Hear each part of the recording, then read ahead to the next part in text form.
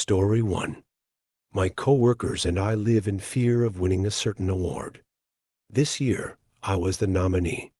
I stared, mouth dry, heart pounding, at the message from my boss, that awful combination of words that my coworkers and I pray we never see. You're in the running for Employee of the Year.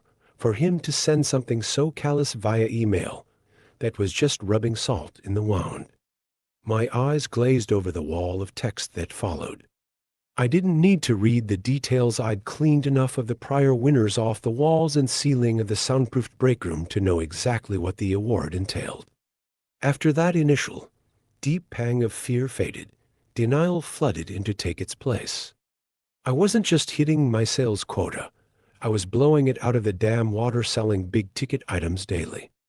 I never forgot to place the stickers with my barcode on the products, either, so when my customers checked out, and it was scanned at the register, the sales should have automatically been linked to my employee ID. We don't receive commission. There are other incentives to keep our sales up. I hadn't been watching the numbers because I knew I was making sales left and right. I would have never even dreamt that I was at risk. It was just a glitch with our computer system, I decided with a nervous laugh. It had to be something IT could probably sort out in no time.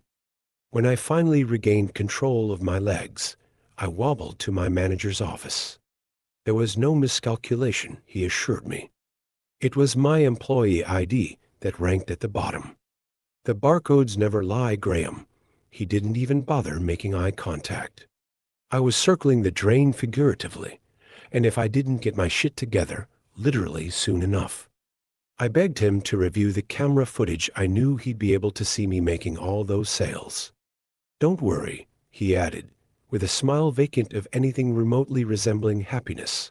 One way or another, we all contribute to the success of our company. I suppose that by then, he was long desensitized to the pleas of the desperate. As I left his office, I assured myself that this wasn't a death sentence. Not yet. I had another month until they recalculated our final standings before shit would get real. Before I'd be given a limp handshake and an empty, "Thank you for your devotion to the company," as I was led down the hallway. Before I'd meet what lives behind the usually padlocked door in the shadowy corner of the break room. Before I'd learn what it truly meant to sacrifice myself for the good of the company. Word spread fast around the office. Kevin gave me his smug, shit-eating grin. Maybe he thought that with me out of the picture, he'd finally have a shot with Elise. Elise. I just desperately hoped that hers wouldn't be the name drawn afterwards, the one selected to hose what's left of me off the break room floor and down the stained, rusty drain. As required, I began parking in my new designated space at the far end of the employee lot, the faded sign indicating reserved for Employee of the Year, nearly swallowed up by the encroaching tree line. It added an extra 10 minutes to my walk to our store, and I dreaded that added time in the oppressive Texas heat. The rational part of me knew that was soon to be a moot point, though. One way or another, in another month, I wouldn't have that parking spot. If I were lucky, I'd live to see another summer, live to see some other poor bastard's car parked there. If they hadn't already heard the news, when the rest of my coworkers saw my car in that space, they knew what it meant. Don't get too attached. They started avoiding me like the plague. I didn't blame them. We all knew what would be coming next if my sales didn't improve. It's the same thing that happens every time.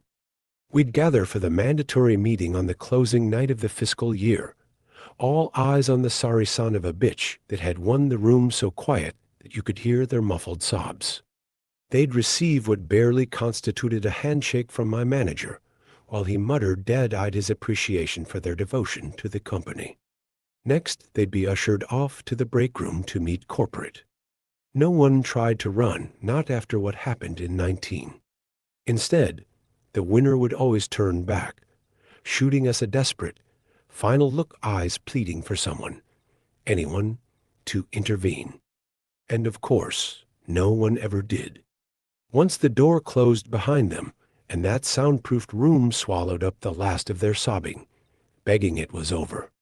The rest of us would be sent home, and I'd try to shower away that disgusting feeling, that sick sense of relief that someone else was sent to their death, and not me.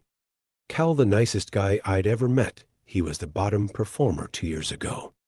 He'd fallen so ill that he'd nearly wasted away and eventually couldn't work anymore. He must have thought that freed him from his contract if he left. If he never came back into work, he'd be okay. He must not have read the fine print in our hiring paperwork. Although, to be fair, if any of us had read it, we'd never have signed it in the first place. Cal was a warning to the rest of us that there is no quitting in our line of work. If they have to track you down and find you, and I promise you that they will find you well, wouldn't you prefer to go with your dignity, with the company compensating your loved ones, rather than be pulled from your home, kicking and screaming into the night? Gina was Employee of the Year in 2023. Gina, with the kind smile, whom Kevin had set his sights on before Elise, and, just like Elise, she wanted nothing to do with him. I still remember that day, the day they released the final numbers. The way Gina's mouth hung open in confusion, shock. When she finally managed to form words again, she too insisted that there must be some mistake. We all vouched for her to management. I'd personally seen her make so many sales. Our manager simply reminded us that the barcodes never lie. My name was the one drawn for breakroom duty that next morning to pick up what remained of her smile and her simple gold wedding band to be returned to her family. In 1 business week, they received a box containing a check and everything left of her that wouldn't fit down the drain. Once the numbers are finalized, once your employee barcode has been slapped on that innocuous-looking pink slip, well, your fate is sealed. Kevin, in all his years at the company, has never parked on the far side of the lot. He has never even come close to becoming Employee of the Year, even though he couldn't sell a bottle of water to a man dying of dehydration. He is sleaze incarnate and doesn't even have the charisma to mask it. I never understood how he did so well, but I couldn't afford to think about him. I had myself to worry about, and the glitch in the system. Any time I found myself in the break room, that ancient wooden door was an unwelcome reminder of the impending one-way trip it held for me. I took special care to keep an eye on my sales, working my ass off, pulling double shifts. I pulled up the numbers as the end of month drew near, and couldn't believe it. I was still dead last. Somehow, there were days where less than half of my sales had been recorded to my employee number. I didn't understand. I waited for the opportunity to sneak into the manager's office and pull the footage myself. I'd show the boss that something had gone wrong with the calculations, that the system was broken. I finally got my chance. At first, I triumphantly watched myself make sale after sale far more than had been credited to my account. For the first time in a month, I felt a sense of relief. I had evidence, and that had to count for something. I switched feeds to the camera nearer to the registers so I could confirm that the codes were being scanned. I'd seen several scanned successfully and reached to turn off the recording. That's when I saw it. Saw him. Kevin. It was subtle. I didn't realize what he was doing at first until I recognized the pattern. Even then, I had to rewind and watch again for it to click. It happened for nearly half of my sales that day. I saw him intercepting the customers before they could check out, before I could get credit for my sales. And while he chatted them up, he discreetly slapped his employee barcode over my own. I confronted him that night. I was furious. He just smiled, smugly gave me that line about how the barcodes never lie. He didn't give a shit that he was sentencing someone else to death. Hell, maybe he even enjoyed it. Kevin had stolen credit for Gina's sales and God knows who else's. Fucking Kevin. The day our numbers were to be finalized, he had the audacity to place his barcode over mine on a huge sale I'd made. He made no attempt at hiding it right in front of me. He flashed me a grin as he did. I caught up with the customers before they checked out, and they kindly allowed me to peel the sticker off. I stuck it in my pocket to show my manager. I pulled the video too, and I stormed into his office, refused to leave until he watched it. I studied him as his eyes moved across the screen, and if he was upset or shocked, he certainly didn't show it. Finally, he met my eyes, and at the sight of the pain in his well, for the first time, I felt a sense of relief, until I realized why he looked so miserable. Until he whispered, "I'm sorry, Graham. Someone has to receive that award tomorrow." It's out of my hands. I wordlessly handed him the damn barcode sticker of Kevin's that I'd peeled off. He studied it for a long moment before he handed it back to me with a mere, "Why don't you hold on to this?" I told Elise what had happened over lunch, and as much as I appreciated her outrage on my behalf, I was already resigned to it. I'd mainly wanted to warn her, because I had a sick feeling she'd be the one Kevin went after next. I'd be lying if I said I wasn't devastated when, that night, my boss called me into his office and informed me of the final standings. Yeah, I knew it was coming, but I guess it's just human nature to hold on to denial hope until the bitter end. For what felt like an eternity, we stared at each other in silence. The presence of the pink slip of paper lying on the desk between us said more than enough. Finally, my eyes drifted down to the form. He'd already signed, but the space where my barcode, the series of vertical lines spelling out my death sentence should have been placed, was empty. I never knew how this part went, since it always took place behind closed doors. No one that ever filled out that form lived to tell the rest of us about it. "I need you to place a barcode here before I send the form to corporate," he said eventually. I opened my mouth for one final, impassioned plea for my life, but he interrupted me. He spoke each word slowly, softly. "I'm leaving the room now. I need you to place a barcode here before I send the form to corporate."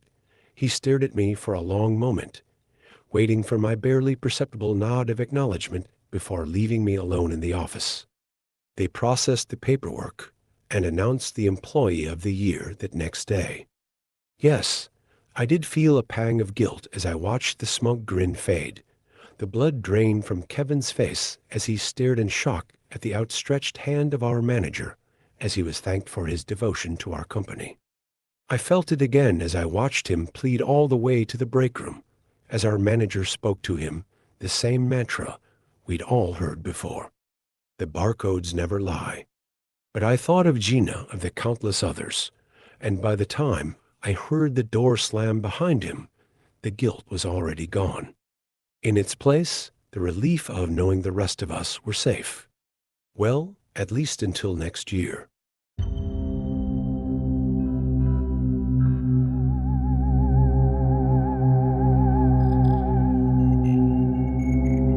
Story 2. Husband Wanted. I'm aware that this is unconventional. Believe me, I've tried conventional. It didn't end well for anyone. I require a certain open-mindedness that I'm hoping I might find here. But more importantly, I need my future husband to know the rules. Meet cutes are well and good on the screen, but they don't guarantee a partner's ability to follow basic instructions. That was my mistake the first time.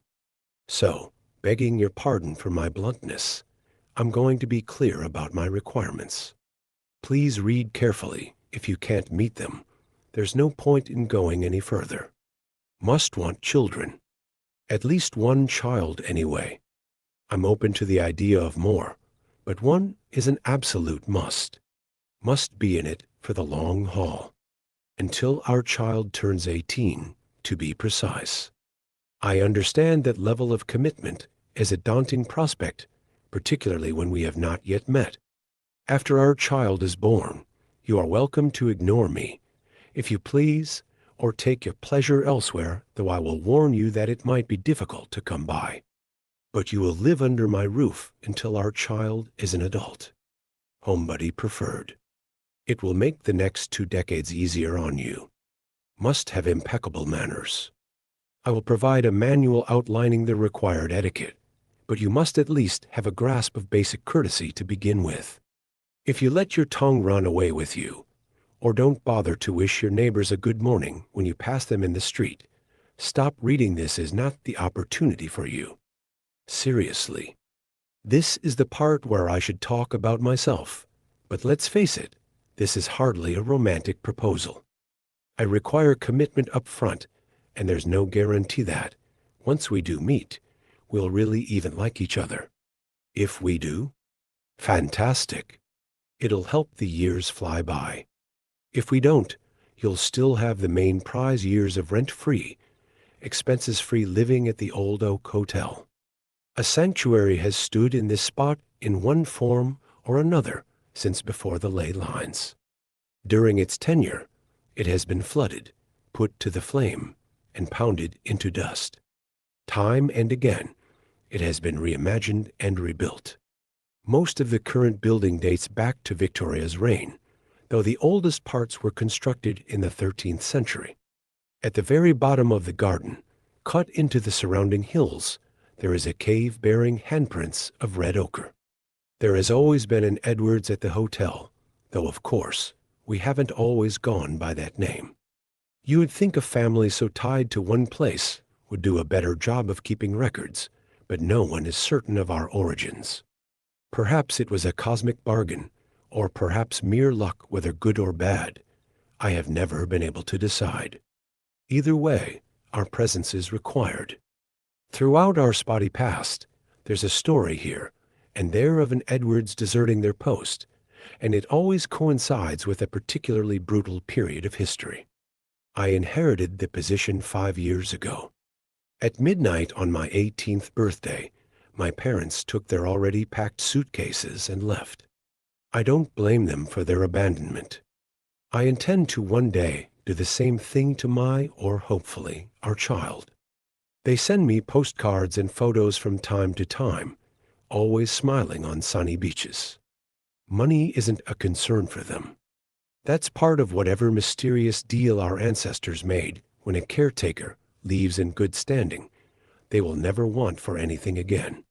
They could travel the world for the rest of their lives, always sleeping in the softest sheets and dining in the finest restaurants, and never find their pockets empty. Keep this point in mind, for if you can meet my requirements, you'll share my good fortune. And what must we do in return? I can all but hear you scream the question. Why, very little. The presence of an Edwards ensures that the guests can't stray from the hotel grounds. Most of our guests are live-in residents, though we do get the occasional walk-in.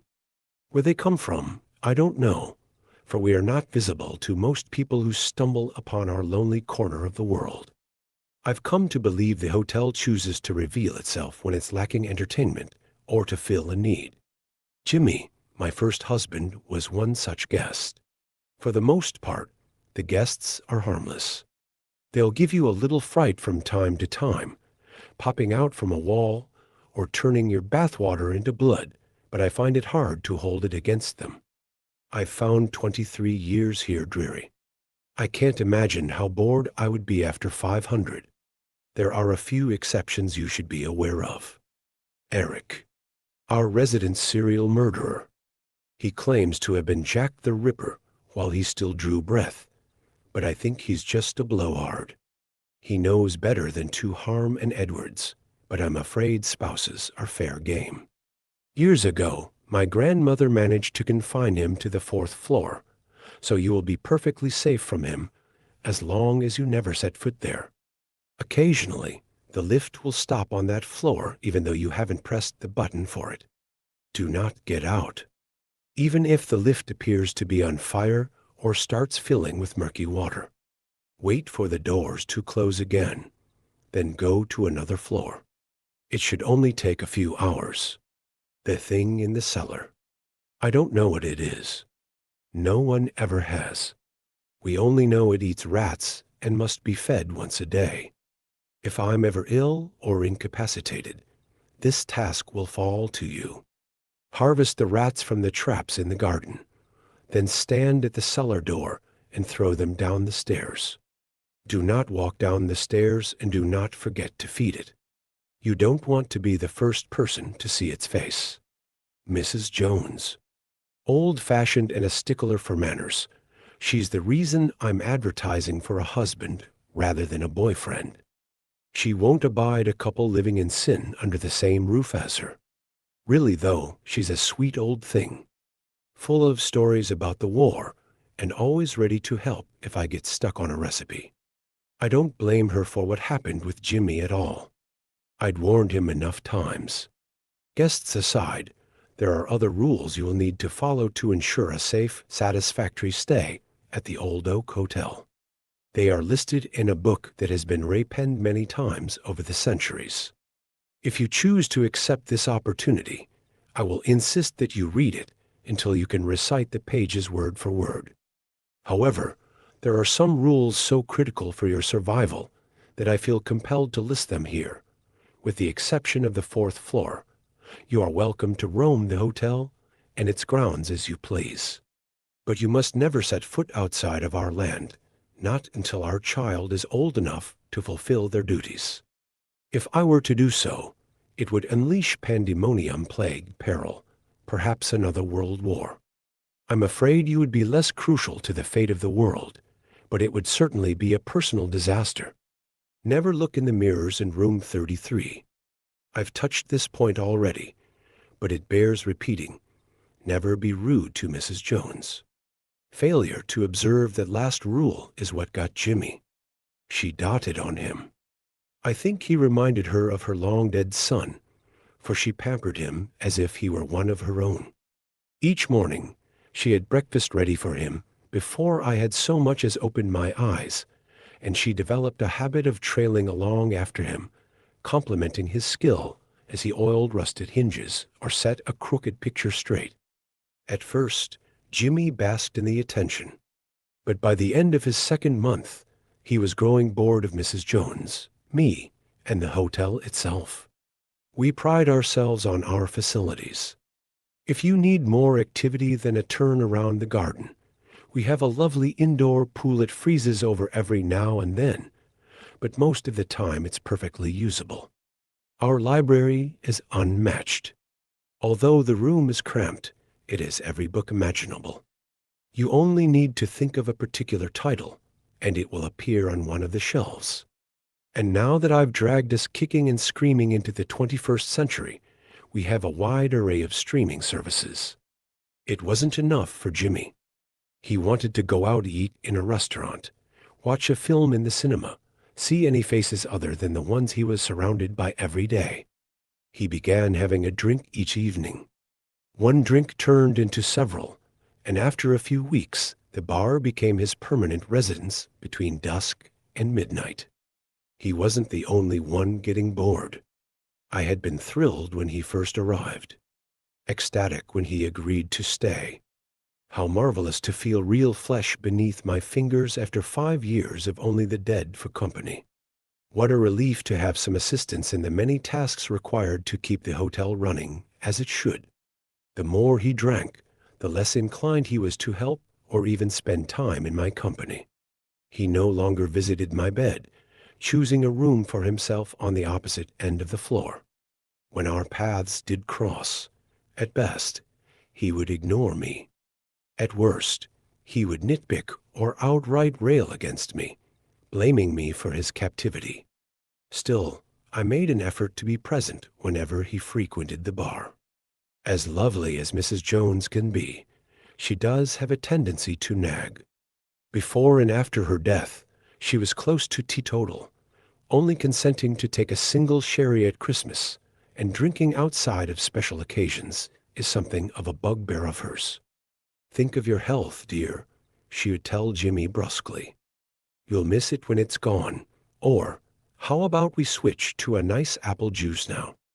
You've had quite enough to drink for one night." Most of the time, Jimmy managed to pull himself together enough to flash a charming smile and distract her with a compliment about her latest meal. But after one drink too many, I'd noticed him gritting his teeth and just barely managing to hold his tongue. It was better if I was present. Playing the doting wife, I insisted on pouring his drinks, watering them down out of his sight. When Mrs. Jones's nagging bordered on relentless, I could always distract her with a game of gin rummy. On his final day, I was running behind.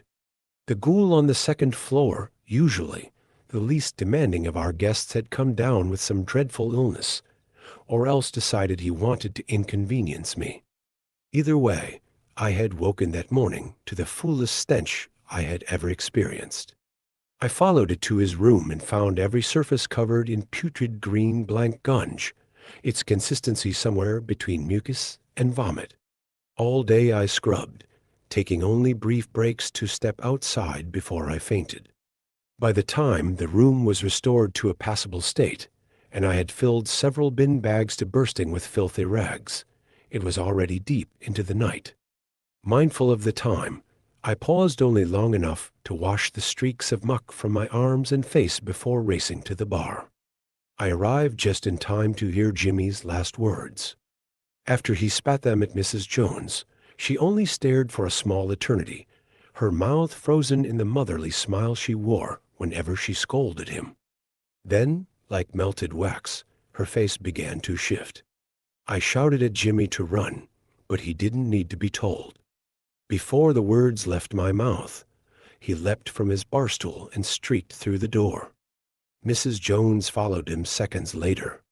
Her lips were already peeling back to reveal rows upon rows of long, wickedly sharp fangs, while claws sprouted from beneath her lace-edged cuffs. I sprinted after them, but Jimmy was fueled by fear and Mrs. Jones by whatever force propels the Mrs. Joneses of the world. I followed the screeching to the lobby. Breathless, I arrived to see he had arrived within mere feet of the entrance before Mrs. Jones grabbed him. Claws wrapped around his throat, she lifted him into the air. As I watched, her jaw unhinged, the lower part dropping so that it was nearly level with her chest. That sight drove all the sense out of my head. Forgetting every rule my parents had ever drilled into me, I lunged at her. She batted me away as though I weighed no more than a fly. I crashed into the reception desk, the breath bursting from my lungs in a great whoosh. I was certain that I would die, for no amount of effort seemed to force air back into my aching chest. At last, as my vision began to dim, I managed to take a small gulp, then another, and another, until I was able to draw myself together enough to regain my feet. By that time, Mrs. Jones had nearly finished her dinner. Jimmy's chest was splayed open, muscle and shattered ribs protruding every which way from his flesh, and she was devouring the last few bites of his heart. His head was angled towards me. The light had winked out from his eyes, but they still held his final terror and an accusation which, I was quite certain, was directed at me.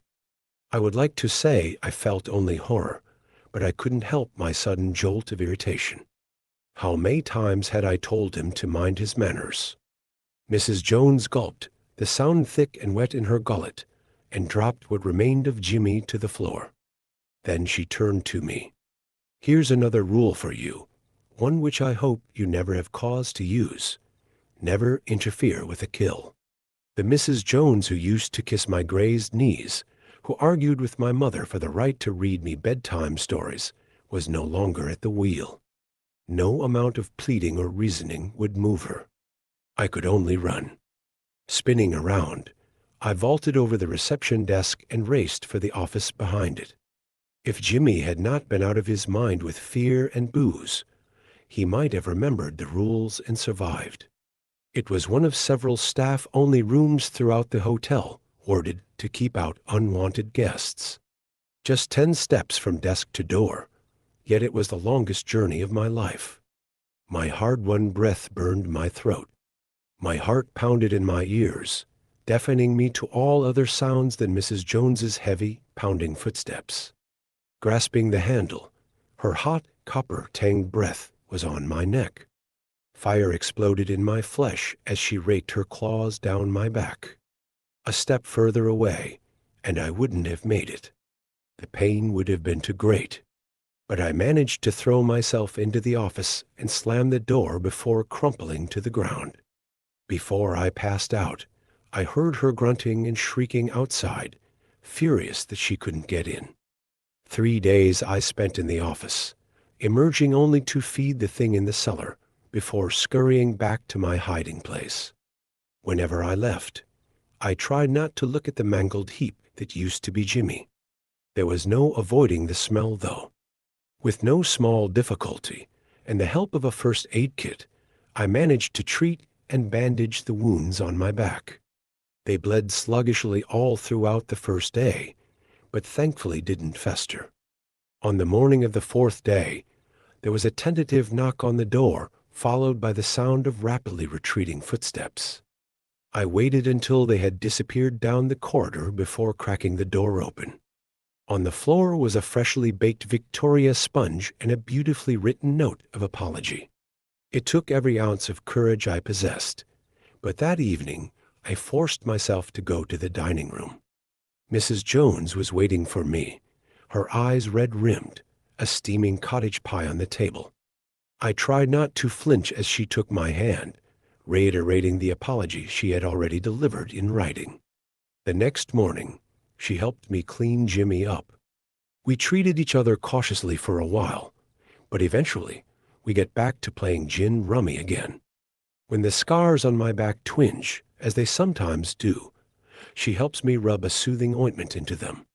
Even though I've told her it's not necessary, she apologizes every time. So, you've heard my story, and you have my proposal. If you think you could be the man for me, I invite you to visit. You will need to drink a cup of ram's blood, a pinch of nutmeg makes it a little more tolerable, and light a black candle before bedtime. When you next wake, you will find yourself at our gates. As travel arrangements go, it's hardly the Orient Express, but it beats the airfare. If you have read this without flinching, if you can stomach the journey to get here, if you walk up to our door and find the nerve to open it, I have one more instruction for you. Just as you enter, look to your right. You will see a deep brown stain on the lobby carpet. I've scrubbed and scrubbed, but it just won't come out.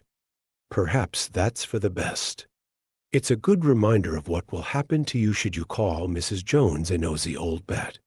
And when you run into Jimmy, as you will, for he still likes hanging around the bar in the evening, his silvery wounds glistening as though they had just been inflicted, don't let him convince you he was some sort of victim.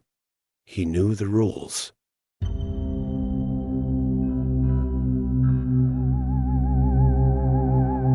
Story 3. I think God might be real, just not in the way you think. When I was 3 years old, I was in a really bad car accident. I didn't know it at the time, but that singular event would come to define everything about my life moving forward. What I remember about the accident is mostly a collage of backdated comments I was able to reel out of my father in the following years. He was driving me and my mom in his old '91 Chevy Tahoe through the twisting back roads of southern Illinois, weaving his way through the gnarled branches of oak trees which interlocked into a braided ceiling overhead. A fog had rolled in, giving the impression that we were driving through a cloudy tube. Everything was simultaneously bright and opaque. I didn't mind, though, as I was in the back seat working on a coloring book. My mom was in the front, talking with my dad or turning around to entertain my completed pictures. Although I was of the age where my memory was just beginning to mature, I still recall two things very clearly from the accident. First was the sensation of braking. I remember feeling the way a plate must feel to be dropped, weightless at first, then suddenly meeting a much larger, more solid object. The air popped like a firecracker, and the entirety of my body shattered into hundreds of fractals. And then I remember a hand. It was my dad's hand pulling me from the wreck. I ended up hospitalized for weeks after the crash. My mom was less lucky. The impact had killed her instantly. As I've alluded to, I was young, and at the time I didn't fully understand the implications of what had happened. I knew something was missing, but it was like a word on the tip of my tongue, or the forgotten vanilla in a cherished cake recipe coloring my experience, but not the whole of it. Not like my dad. For him, it was the whole fucking cake. He had somehow made it out with only a few scratches. I'm sure he had a really bad case of survivor's guilt, and frankly, looking back, I wouldn't have blamed him if he slumped into despair and spent his days drinking away his sorrow. But he wasn't that type of man. He got help. It took him years before he was able to recall anything that happened that morning, and most of it is still repressed, but he shared with me what he could. Or at least that's what I had thought. My dad was a middle school teacher since before I was born, and he kept his job until very recently. As a result, we didn't have much by way of resources. I grew up on Disney Channel and TV dinners for the most part, but I didn't mind. When I became of school age, his job actually made caring for me pretty convenient. Since our elementary and middle schools were connected, he was able to drive me there and back each day. It was around third or fourth grade that I realized I was different. I didn't understand the other children or even the adults most of the time. They would say things then immediately change their mind, or they would talk about something and in the next breath forget its existence entirely. I remember one day at lunch, I had just gotten my tray of hot food and sat down with some friends. One of the kids, Alex, was talking about a stuffed bird he had won for getting first place in Mr. Curtis's pop-up math competition.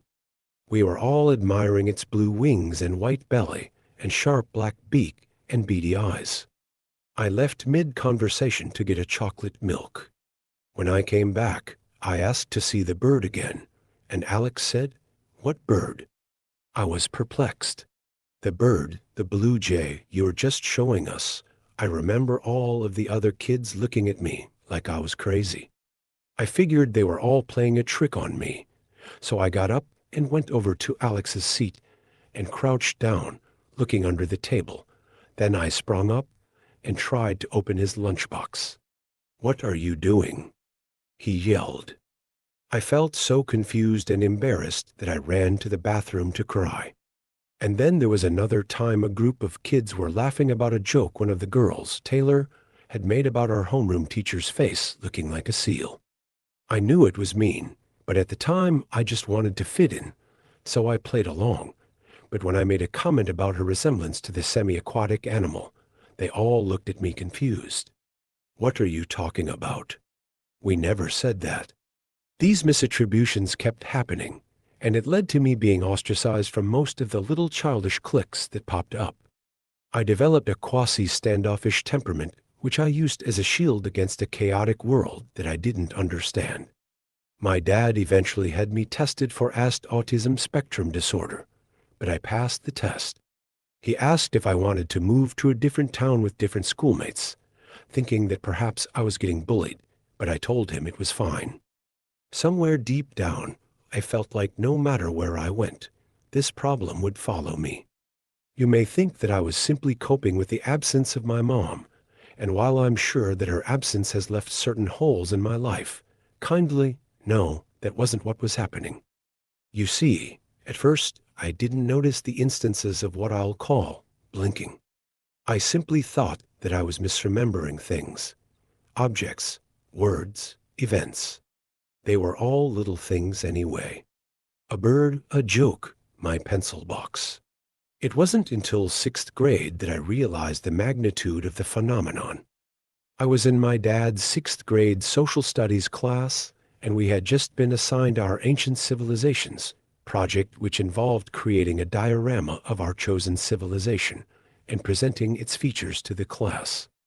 My friend at the time, Claire, had taken my first choice of ancient Rome, which we had a heated argument about at lunch, so I was left with ancient Egypt. At the time, all I pictured for Egypt was a plate of sand. However, my dad and I went through some illustrated history books and pictures on the internet, and he really built up the project for me.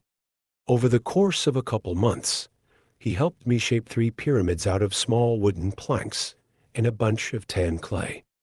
We placed them in the center of a giant square showbox lid, which served as the container for the diorama. Then he bought some small wooden mannequin puppets, and we dressed them up in cloth clothes, mostly kilts and tunics, and colored their eyes, mouths, and hair. We added a few obelisks and some small box huts, which were collected into a little village around the Nile. Finally, we added a light glaze of glue where we felt would be necessary, and then covered the whole project with golden glitter. As we worked on each part of the diorama, my dad helped me understand what we were adding and why it was important to ancient Egypt. I loved the way he talked about history. He spun everything into a miraculous story. To this day, I don't think I've ever had a teacher who came close to his level of charisma and creativity. As a result, I became really proud of my diorama. I memorized all the little details and rehearsed my speech in front of the mirror for hours leading up to the last couple weeks of class. And then, 2 days before I was supposed to give my presentation, everything fell apart. First, I need to apologize for deceiving you about an aspect of my story. I thought it might help you to understand what I was going through at the time. What I'm about to tell you is going to sound insane. I get that. But please hear me out. The truth is that I was never assigned to present on ancient Egypt. Everything else about Claire taking my first pick and Dad, helping me with the whole project, and my excitement leading up to the presentation was all true. But it wasn't a project on ancient Egypt. It was a project on ancient Citiven, which was a civilization located on the 8th continent called Catalan, the same name as the spoken language, but unrelated, which was due west of Australia in the Indian Ocean. I know this sounds incredible, and if you want to believe it's all in my head, I get that, but I remember clearly all sorts of facts about it. The Malagasy, the same people who populated Madagascar, were the first peoples to discover Catalan and settle it. However, about 500 years later, Indian ships would arrive and create the civilization known as Citiven, a pidgin language formed between the indigenous population and new arriving Indians called Haisa, pronounced Hai-Isa or Haisa. Catalan had a warm climate with plenty of natural resources, but Citiven had a dense enough population to require agricultural production. They grew rice, grain, sugarcane, vegetables, and even tobacco. I remembered all of these facts and more. My diorama reflected the main features of the Citiven civilization. And then 2 days before my presentation, I woke up and my diorama was entirely different. The hilly grasslands were traded out for sandy dunes. The Hindu statues and stone palaces became clay pyramids and large spear-like pillars. And everything was covered with the ickiest yellow glitter I had ever seen. Tears stung my eyes as I trampled over to my dad's room and banged on his door. "Dad, what did you do?" I yelled. "Honey," he responded, rushing over to the base of the stairs. "What's wrong?" "The diorama. It's ruined." "It's what?" he asked and ran up the stairs, leading me to my room. He looked over it for a few seconds, checking to see if everything was intact, then said, "I don't see it, honey." "Where is it ruined?" I was completely dumbstruck. What did he mean he didn't see it? "All of it," I shouted. "The whole thing is wrong. Where's the grass and the stone buildings and the lady with the 4 arms and the elephants? Where is my project?" My dad looked at me in silence. "Lauren, baby, what civilization do you think you are working on?" "Ancient Citiven, of course. We've been working on this for months now." "Dad, please tell me you remember." He knelt down and put his hands on my shoulders. "Honey, your project was on ancient Egypt." "There is no ancient Citiven. Why, you're lying," I protested. "Books, you have books. On your bookshelf." He took me into his study and showed me all of his books. None of them were on ancient Citavan. He even turned on his computer and typed in the name of the civilization, but all that came up was a near match, Sidon. I remember feeling the sudden urge to puke. My entire body felt like it was pumping battery acid instead of blood. I don't. I started, but suddenly, my head felt very light, and I fainted. When I woke up, I was in the hospital. I had lost consciousness for over half an hour, enough time for my dad to call 911 and have the ambulance transport me to the nearest her. They ran all sorts of tests on me, but they all came back fine. After a couple hours of for fluids and monitoring, they released me with my dad. I ended up skipping the rest of school that week. My dad didn't make me present my diorama. In fact, he never brought the subject up again. Part of me was glad. I just wanted to forget the whole thing ever happened. But another part of me couldn't move past what was clearly the most absurd thing to ever happen to me. About a week after the incident, I tried to broach the subject, but when I asked my dad about it, he didn't seem to remember our conversation at all. He said I had fallen ill, and that's why I needed to go to the and miss class. I felt like I was going crazy. If I was older, I probably would have voluntarily checked myself into a psychiatric ward. But I was young and helpless and alone, and I decided that if I just ignored the changes well enough, I could still get along. This proved difficult, though, as the blinking would only exacerbate in the coming months.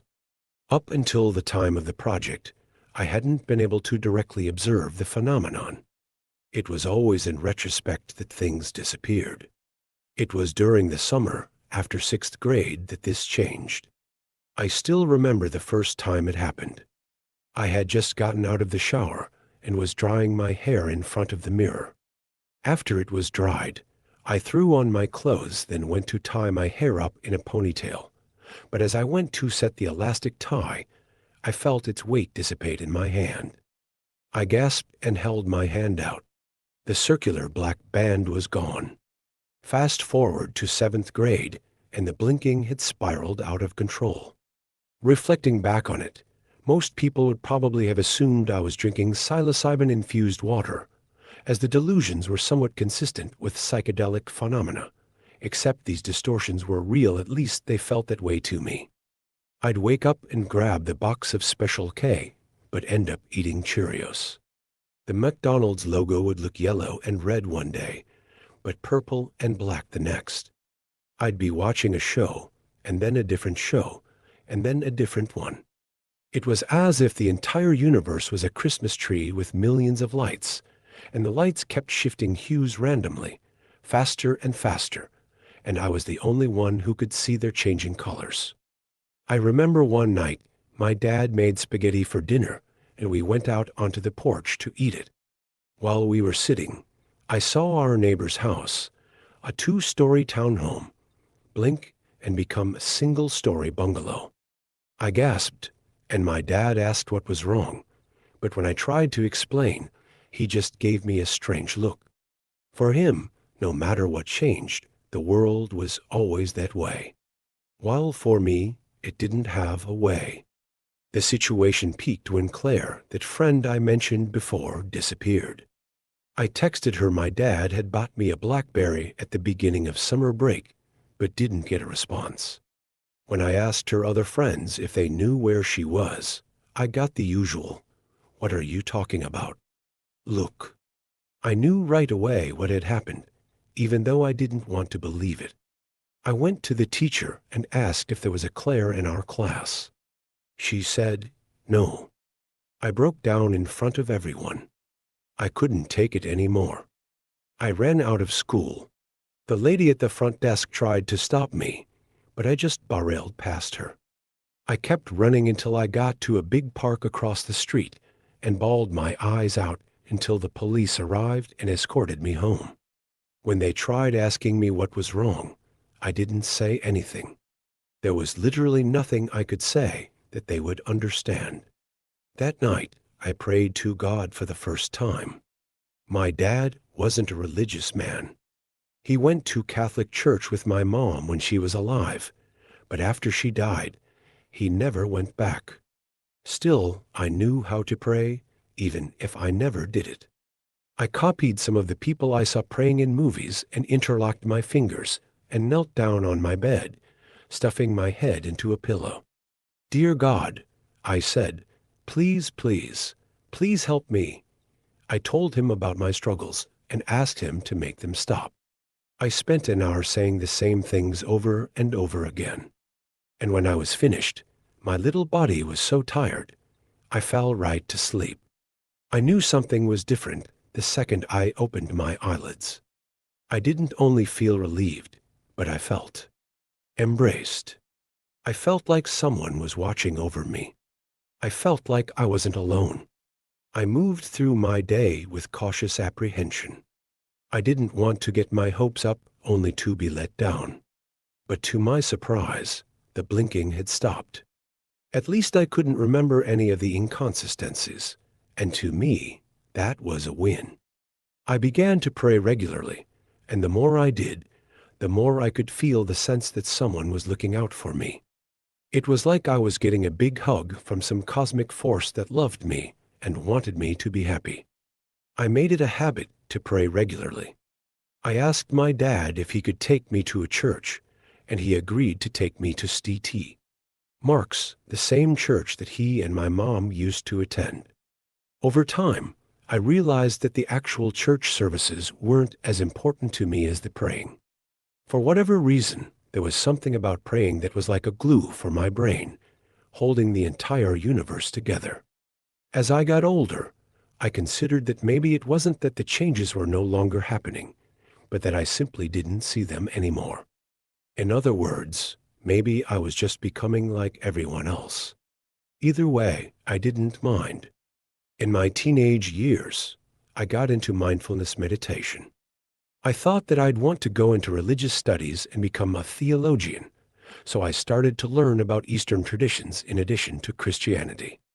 I joined a bunch of different school clubs to meet kids of different faiths: Judaism, Hinduism, Buddhism, Islam.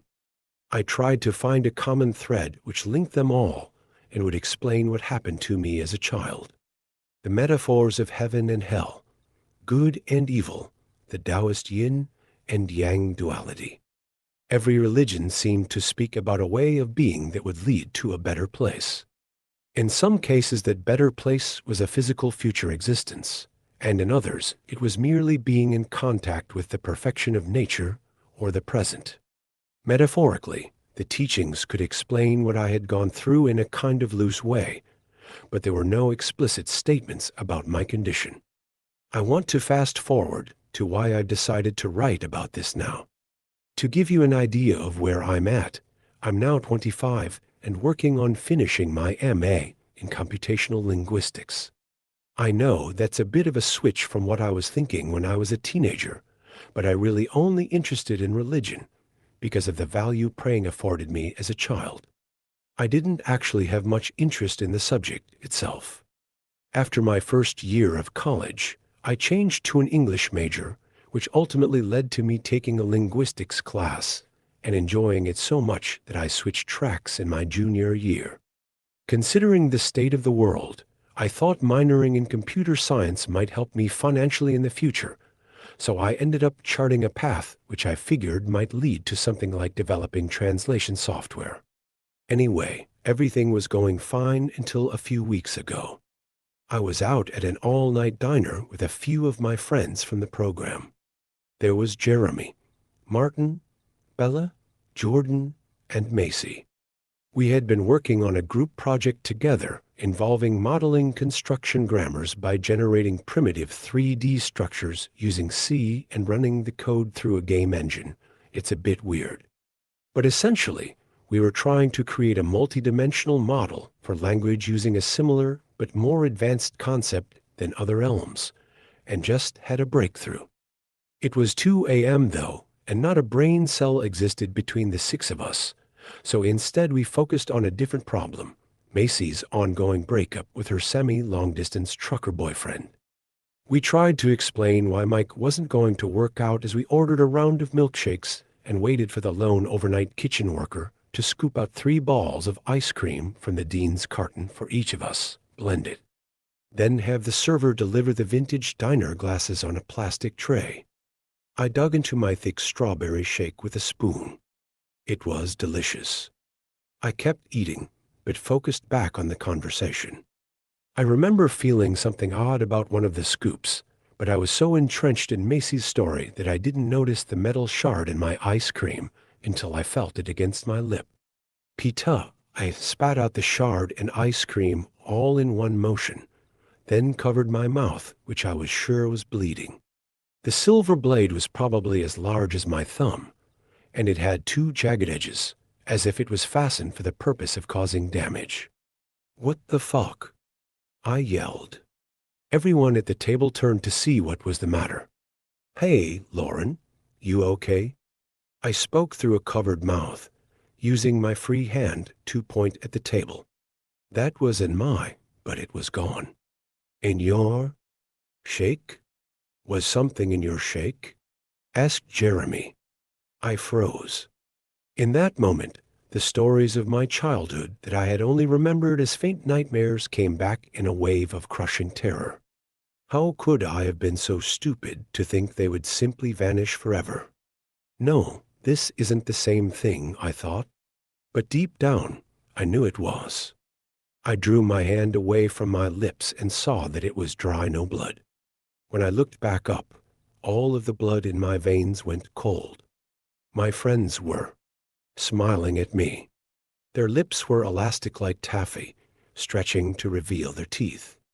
I could feel them radiating malevolence, as if the only thing holding them back from picking up their utensils and stabbing me to death was some thinly veiled force field. The moment lasted for what felt like half a minute. Then Jordan said 2 words which made the hair on the back of my neck stand up. "Found you." The words ricocheted in my now adrenaline-powered skull. But just as he spoke them, the world blinked and my friends were back. Bella reached out and grabbed my hand. I pulled away, but when I saw her concerned expression, I relented. "Sorry, guys, I think I'm going to have to call it," I said. "You sure, Elle?" asked Jordan. "You look like you just saw a ghost." "Yeah, thanks, but I stumbled for a lie, but when one wouldn't come, Martin stood up and said he'd walk me out to my car. "Thanks," I said as I got into my little 2015 Jetta. "It's just been a long day. No problem, Lauren." "You know, if there's ever anything I know," I said, but didn't mean. Some things just couldn't be shared. I drove for about 5 minutes before stopping at a gas station. I pulled in and parked near the back. Then I interlocked my fingers and prayed for half an hour.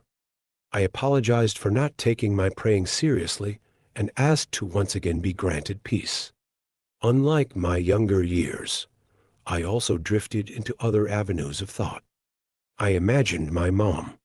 I pictured the whole arc of my life, all of the little decisions that led me to where I was. I cried for a long time. I felt like that little girl again reaching out for help. I still felt so lost, so out of control. There were so many things missing, and I was so confused. I decided then to take a trip back home and visit my dad, who was now working as a private tutor. He made enough prepping affluent students for the act, and sat that he could spend his free time pursuing his real passions, reading and writing. When I arrived at his doorstep that weekend, he greeted me with open arms. "How are you, kiddo?" "It's been what? A year or so." It was actually more like 2 years, but I didn't tell him. I just smiled and nodded. "Well, come in." The house was almost exactly how I remembered it. Linoleum floors, beige walls, a few scattered pictures, the scent of chamomile. Everything minimalist. There was a quaintness, a prettiness to the way everything seemed to be well kept and in a perfect place. From the cherry wood chairs we'd sit in to eat to the cream-colored loveseat. I felt at home.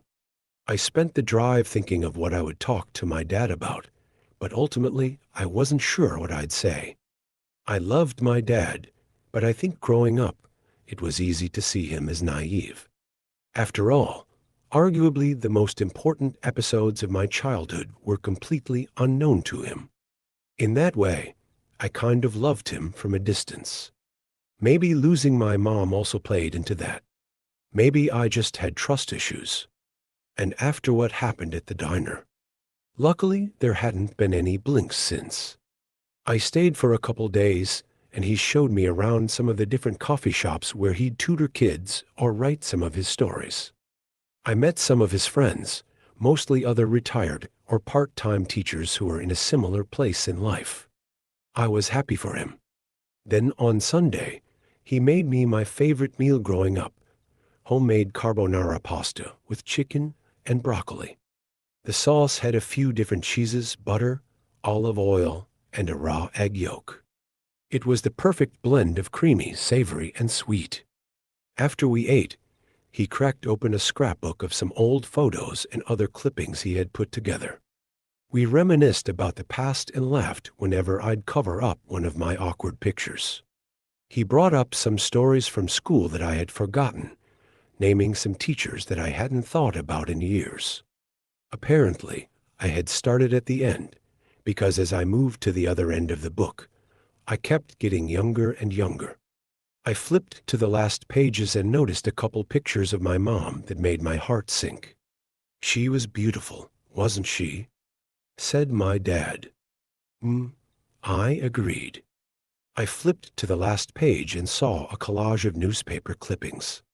One of them was related to the accident. It was headlined, "Two Survive Head-On Collision." After a cursory glance at the text, I noticed something odd. It said both the husband and child, a 3-year-old girl, sustained life-threatening wounds. The husband was found unconscious on the scene. The girl was found 20 meters away from the vehicle, crying. I swallowed, trying to remember back to what happened that day. The feeling of crashing, of the world slowing down, then breaking, returned. And then there was a hand. My dad's hand. Or was it? If he was unconscious, who pulled me out of that wreck? I looked up at my dad. He was smiling. I shot up and started backing up slowly toward the door. "No, not you too. What is this? What's happening? Who are you?" My dad, or whatever was controlling him, laughed. "Oh, Lauren, Lauren, Lauren. You know who we are," he purred as he stood up. He lifted his hands and the lights began to flicker, then bend in a way which shouldn't have been possible. Dark figures began to propagate from the shadows along the walls. The pictures nailed there began to blink out of existence. I turned to run toward the door, but the handle was gone. Glass shards materialized all around me and swarmed like locusts.